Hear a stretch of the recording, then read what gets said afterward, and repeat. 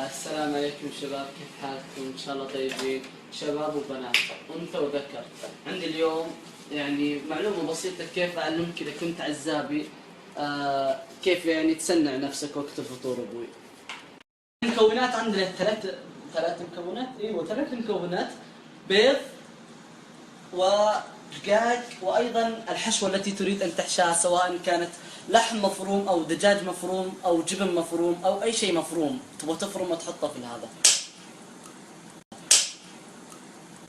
بدنا نحط هيك البيضة ونحط هنيه برضو البيضة، بعدين نأتي بالحشوة ونقولبها في أسفل الحشوة التي حطيت فيها البيضة، وتقول بها برضو هنا في الحشوة التي قلت بها البيضة، ويا رب يوقف اللي قاعد يصور.